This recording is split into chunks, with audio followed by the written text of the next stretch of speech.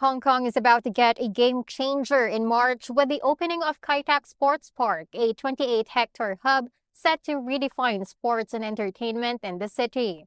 But what does this mean for the city? We have Dan Vom from AP Hospitality Advisors and Andrew Kinlock from Logie Group to tell us. Starting with Andrew, what opportunities do you see Kai Tak Sports Park creating for Hong Kong? Well, first of all, I should say that I'm speaking both in my capacity as someone who knows a bit about infrastructure, finance, and the financial viability of this, but also as a long-term resident of Hong Kong, of course. And in that respect, the Kai Tak Sports Park is extremely welcome. In terms of the opportunities that it's throwing up, I think it's a question of bringing in bigger, better, and more frequent events. After all, Hong Kong already has a fair range of sporting activity, whether it's the golf, paneling, etc. And this facility really improves on what we had previously. So the rugby sevens are moving from the 40,000 venue in Sukhumbu, but that's quite old-fashioned. They had problems with the pitch, etc. The event moving to the sports park will be a revelation. It will be bigger, better, and that's just one example. Yeah, I would second Andrew on this. Certainly, the new facilities at Kai Tak give an opportunity to diversify the events that Hong Kong caters to, both for locals but also for inbound tourists that experience something different. And positive that comes with it, I think, is that it's an opportunity to tell a new story about Hong Kong.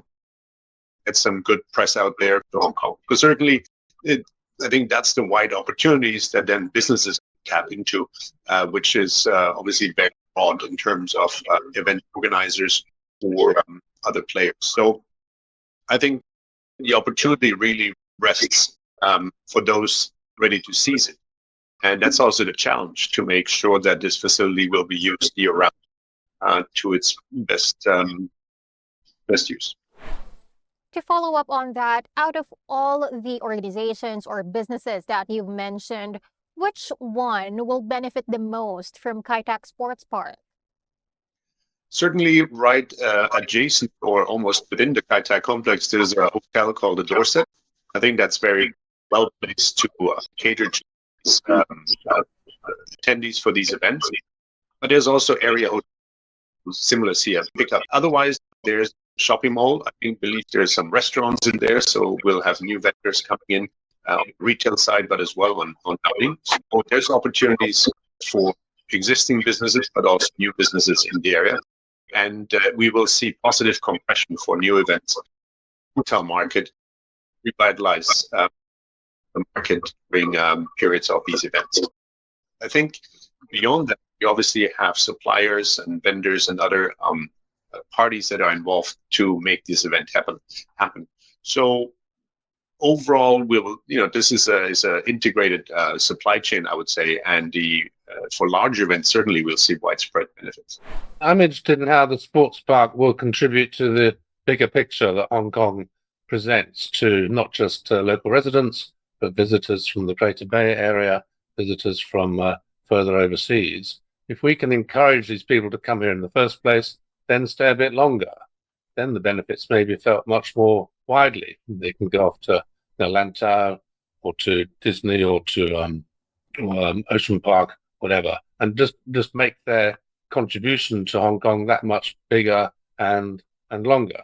And I'm sure that if the stadium and the arena can be filled to a reasonable degree, and that's the real challenge on the financing side, then this will make a huge contribution. But aside from infrastructure projects like KTSP, are there policies that can help promote Hong Kong as a top event destination?